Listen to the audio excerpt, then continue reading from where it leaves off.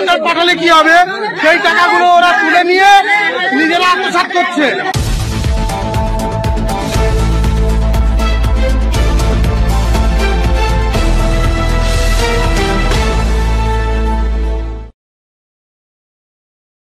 আমাদের জমি জায়গা সব কাড়ি কুড়াই নিচ্ছে আর জল ঢুকাই দিয়ে আমাদের ঘর দুয়ার সব বুড়াই মরা আছে। 1200 শিবু হাজরা আর এই উত্তম। কেন কি জন্য হবে?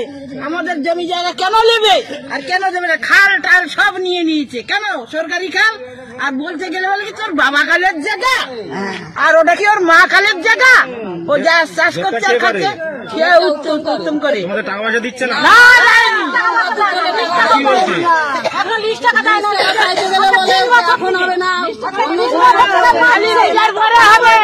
এখন কালী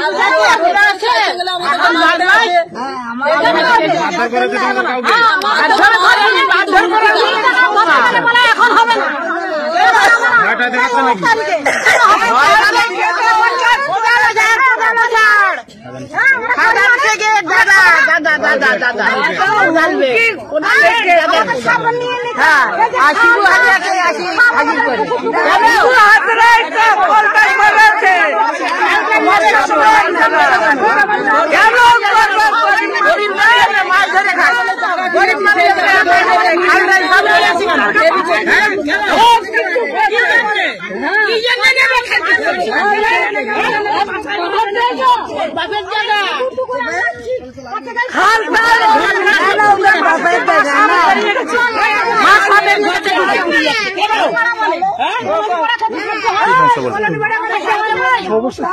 ব্যাপার হচ্ছে এই জমিগুলোতে আগে দুটো করে ফসল হতো। গ্রীষ্মকালীন যে ফসলটা এখানে মিষ্টি খাল রয়েছে, সেই মিষ্টি খালে জল দিয়ে মানে গ্রীষ্মকালে চাষ হতো, ধান চাষ হতো, বর্ষা ধান তো হতোই। সাথে সাথে সরকারি খাল ছিল, সেই খালে গ্রামের গরিব মানুষরা মাছ ধরে জীবিকা অর্জন করতো।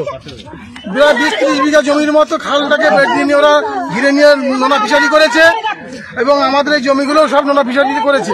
আজকে 3 বছর ধরে ফিশারি করছে, অথচ সাধারণ মানুষকে যাদের রেকর্ড আছে তাদেরকে টাকা দিচ্ছে, বাদ বাকি কি পাট্টা সম্পত্তি কিংবা যারা দখল করে একদিন বাকি আছে তাদের কাউকে কোনো টাকা পয়সা দেয় না। তাদেরকে টাকা পয়সা চাইলে তাদেরকে মারার হুমকি দেখায়, কেস দেওয়ার হুমকি দেখায়, বলে থানায় নিয়ে কেস দিয়ে দেবো। যায় না, সাধারণ মানুষ ভালো ভালো মানুষকে ডেকে নিয়ে গিয়ে ওরা মারছে, কেস দিচ্ছে। এখানে একটা বড় মিশন মাঠ রয়েছে, যে মাঠটায় বড় বড় গাছ ছিল, প্রচুর গাছ ছিল, রাতারাতি কেটে নিয়েছে। এখানটা পাইলিং এর কাছে ব্যবহার করছে পার্টির বড় বড় নেতারা, এবং সেই গাছগুলোর টাকা সরকার থেকে আবার তারাও তুলে নিচ্ছে টাকাগুলো। নদীর বাঁধে মাটি দিয়েছে, সাধারণ মানুষের কাছ থেকে টাকা তুলে নিয়ে 4000 টাকা করে বিঘাপতি নিয়ে নদীর বাঁধে মাটি দিয়েছে, দিয়ে জব কার্ডের টাকাগুলো প্রত্যেকের অ্যাকাউন্টে ঢুকিয়েছে। সেই টাকাগুলো নেতারা গিয়ে বাড়ির থেকে সেই টাকাগুলো সব তুলে নিয়ে এসেছে। একটা টাকা সাধারণ মানুষকে জানি জব কার্ডের টাকা সরকার পাঠালে কি হবে, সেই টাকাগুলো ওরা তুলে নিয়ে নিজেরা আত্মসাৎ করছে। সাধারণ মানুষকে জব কার্ডের টাকা চাই।